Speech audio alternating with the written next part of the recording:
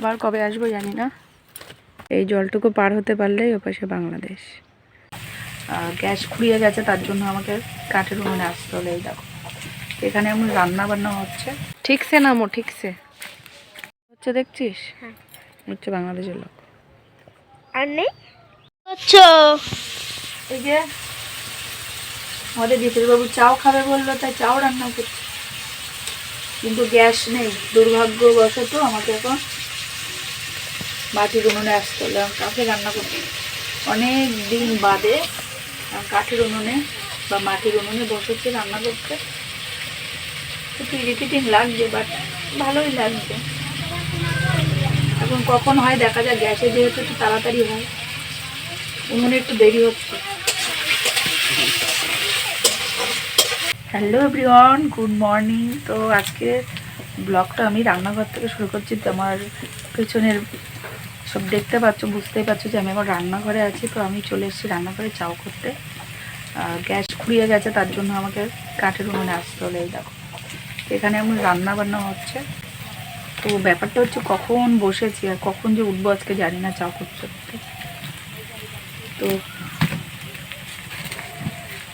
অনেকদিন পরে মাটির উনুনে এসেছি, তো আমি একটু বুঝতে ব্যাপারটা একটু সময় লাগছে। তো ওই জন্য মাকে বারবার করে ডাকছি যে আমাকে এটা দাও ওটা দাও, এই সব চলছে। ঠিক আছে, তো চলো দেখতে থাকো আজকে ব্লগটা। তো দেখা হচ্ছে হয়তো। সো বাড়িতে আর অন্য কোনো সবজি না থাকায় ক্যাপসিকাম আর আলু দিয়ে আজকে চাউটা করে নেব। আর এদিকে দেখো কাঠের জানলা আমি ঠিকঠাক বুঝতেও পারছি না, খুব অসুবিধা হচ্ছে। 3 hours later. সো এখন কিন্তু আমি চলে এসেছি মাসির বাড়িতে, আর মাসির বাড়িতে এসে কাজে লেগে গেছি। তো আজকে মাসির বাড়িতে নিমন্ত্রণ আছে, ওই জন্য চলে এসেছি। আর মাসির বাড়িটা কিন্তু আমাদের বাড়ির পাশেই বলতে পারো, এপাড়া ওপাড়া। তো সেখানে এসেছি। ঠিকছে নামো, ঠিকছে করছে আমার, পড়িস না যেন। ফাইনালি চলে এলাম নদীর ধারে। তো এটা হচ্ছে আমাদের বাংলাদেশ আর ইন্ডিয়ার মাঝখানে এই নদীটাই, মেনলি এটা দিয়েই বোঝা যায় যে ওপাশে বাংলাদেশ এপাশে ইন্ডিয়া আর কি। তো মাসির বাড়ি এসেছি, বাংলাদেশের পাশে আসবো না, এটা কি হয়? হচ্ছে দেখছিস, হচ্ছে বাংলাদেশের লোক।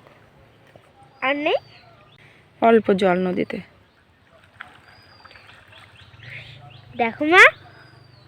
সো আমরা এখন চলে এসেছি বাংলাদেশ, বর্ডারেই তো আছি, এটা তো ঠিকই, কিন্তু একদম বাংলাদেশের পাশে চলে এসেছি। এই যে নদীর এই জলটুকু, কি হবে, হাঁটু সমান জল হয়তো। এই জলটুকু পার হতে পারলেই ওপাশে বাংলাদেশ, অন্য একটা দেশ, বিদেশ আর কি। তো আগে এখানে কত স্নান করতাম আমরা। দেখো বন্ধুরা, ওখানে হাঁসও আছে। ওই যে একজন মাছ ধরছে, জানি না কত মাছ পাওয়া যাবে। মাছ হয়তো নেই, জল তো বেশি নেই, তাই না? দেখো এখানে কত হাঁস আছে। বাংলাদেশে যাবি? যাবো, চল। তাহলে তো সাঁতার কাটতে হবে, তুই তো পারিস সাঁতার কাটতে, বলছিলি না? চল তাহলে। ড্রাইভারটা খুলি, ড্রাইভারটা খুলে তো ছেলে দেবো, ওখানে কি পড়বে, আর সাঁতার কাটতে কাটতে ওখানে যাবো। ঠিক, চলো আবার পরে আসবো নাকি?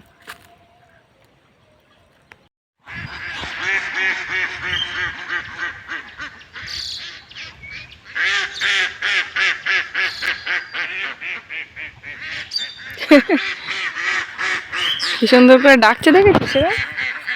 ও কু কু কু কু কু, তার মানে কি বলতো, সবাইকে ডাকছে। আয় আয় আয় আয় আয় আয় আয় আয় আয়, পরে বলবি তো, আমাকে তো কিচ্ছু করো না। দেখো আমি বাংলাদেশে পুরো নদীর কাছে আছি। দেখো নদী, সব হাঁসটা ঘুরে ঘুরে বেড়াচ্ছে, আর যা ডাকছে তোমাদের বলে বুঝে আমরা কুক কুক কুক কুক করে ডেকেই যাচ্ছে। এবার নামছি চান করতে, ঠিক আছে? ঠিক আছে।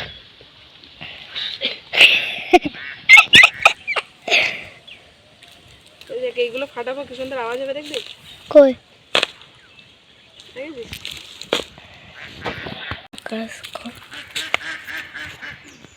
এই পুড়ে যাবো।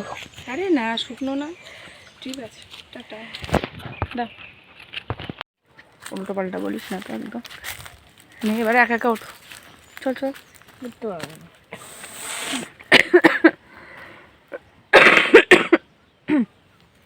আরে চল, তুই না উঠলে তো আমি উঠতেই পারবো না।